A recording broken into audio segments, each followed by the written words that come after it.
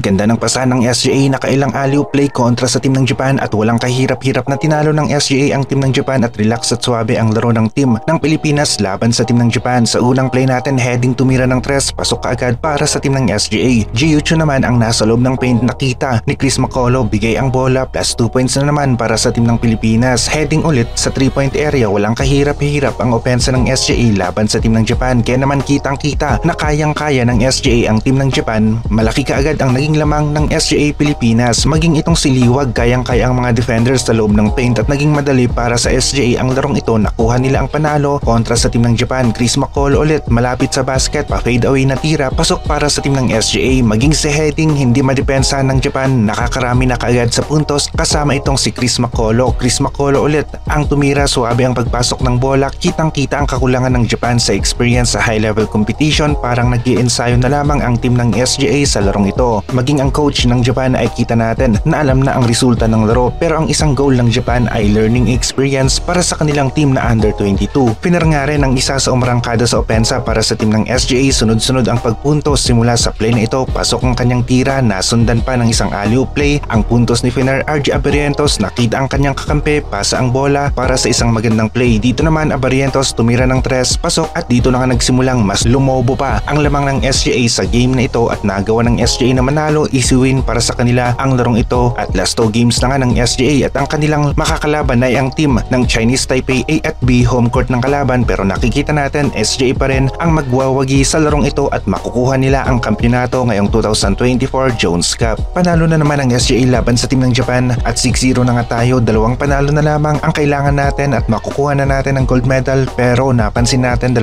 teams ng Chinese Taipei ang makakalaban ng SGA dito sa Jones Cup at parang papalag ang 2 teams ng Chinese Taipei laban sa team ng SGA dahil home court nila ang venue. Yun nga lang, nakita natin na mas malakas talaga ang team ng SGA dahil sa kanilang mga bigs na sina Agi at Ange Kwame na merong Chris Macolo, kaya naman mahihirapan talaga ang Chinese Taipei A at B laban sa team ng SGA at mas malaki ang chance ng SGA na manalo sa kanilang last 2 games. Hirap nga rin ang team ng Japan laban sa team ng SGA dahil mga gilas players rin ang karamihan sa naglalaro sa team ng SGA at kaya nilang makipagsabayan sa national basketball team ng Japan mismo. Naglaro nga rin sa Japan B-League sina Kiefer at RJ Abarientos, kaya naman pamilyar sila ng konti sa galawan at laro ng mga Japanese players. Nangunguna ang team ng SGA sa standings at malaki ang chance natin na magkaroon ng 8-0 na record ngayong 2024 dito sa Jones Cup. Ipinakita naman ni RJ ang kanyang magandang laro dito sa Jones Cup at mas lalakas pa ngayon ang rotation ng Barangay Ginebra. May kapalitan si Scottie Thompson, legit na playmaker nga rin itong si RJ Abarientos, tapos maganda pa ang kanyang 3-point shooting, pwedeng-pwede o kayang-kaya niya ang 1 at 2 position. Abando naman ng isa sa mga player ng SGA na inaabangan ng karamihan kung saan ito maglalaro at may mga nauna nang update na may mga KBL teams pa rin ang interesado sa kanya at maging ang Japan B-League teams nga rin ay interesado dito kay Renza Bando. Jiuchu naman, kumpirmado na maglalaro sa Japan B-League ngayong 2024-2025 season at Kifurabena naman maglalaro sa team ng Yokohama Big Corsairs ngayong 2024-2025 season. Kay Soto sa Kushigaya Alphas na ngayon ang team at malakas nga rin ang team ni Kai ngayong 2024-2025 season ng Japan B1 B-League. Kung mapupunta si Renza Bando sa Japan B1 B-League ay posible na makipag-compete na naman ito sa slam dunk contest ng Japan B-League at posible na makuha niya ulit ang slam dunk champion sa Japan naman ngayon. Panalo ang team ng SGA laban sa team ng Japan at 6-0 na nga ang mga ito. 8-0 sa standings. Susubukan ng SGA na kunin 2